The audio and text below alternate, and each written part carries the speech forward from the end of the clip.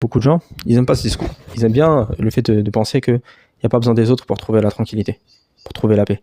Et pourquoi? Parce qu'ils n'ont pas confiance dans leur capacité à avoir des relations intimes de qualité. Voilà, je pense que c'est ça la vérité, c'est que ce discours, il est dérangeant pour beaucoup de monde.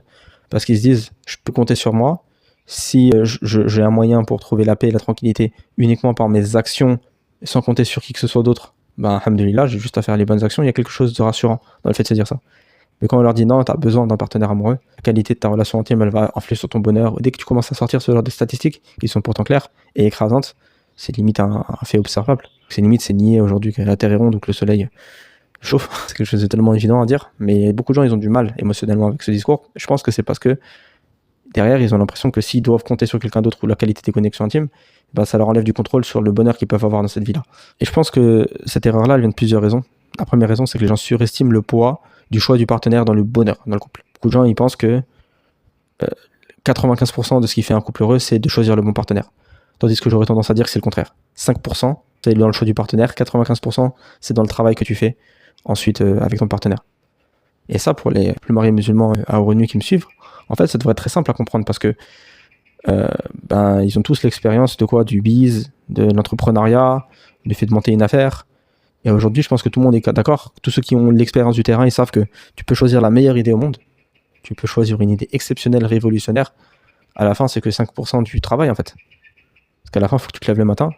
Il faut que tu fasses le travail. Il faut que tu trouves tes employés. Il faut que tu fasses ton marketing. Il faut que tu fasses tes ventes. Il faut que tu travailles sur le produit. 5% du travail, c'est peut-être trouver la bonne idée. 95%, c'est l'exécution. Et je pense que ceux qui ont l'expérience du terrain, ils savent que parfois, avec une idée normal, basique, non révolutionnaire. Je sais pas, un métier simple et répandu comme la plomberie, comme la restauration de toiture. Vraiment des métiers manuels simples avec une bonne exécution, un bon service, on peut avoir beaucoup de succès. Et inversement, avec une très bonne idée, tant qu'on fait pas le travail, on n'aura pas forcément beaucoup de succès. Donc cette question-là, je la vois de la même manière. Le choix du partenaire, c'est 5%. 95%, c'est comment est-ce que tu vas faire ton mariage, comment tu vas le construire, quelles actions tu vas faire dans ton mariage.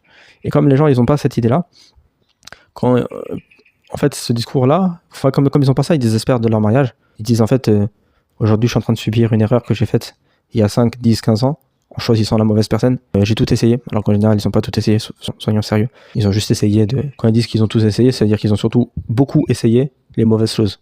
Ils ont beaucoup essayé de critiquer le partenaire, ou ils ont beaucoup essayé de fuir le partenaire, ou ils ont beaucoup essayé de patienter sans rien faire. C'est ça souvent que ça veut dire. Et après, peut-être qu'ils ont acheté 1 ou 2 livres et regardé 10 vidéos sur YouTube. Allez, soyons généreux. Souvent, c'est ça que ça veut dire. Donc, ils vont te dire, ouais, j'ai tout essayé, mais la vérité, c'est que non, ils n'ont pas tout essayé. Et en général, ils désespèrent parce qu'ils se disent, je suis en train de subir l'erreur que j'ai faite il y a 10-15 ans en choisissant le mauvais partenaire. Alors que la vérité, c'est que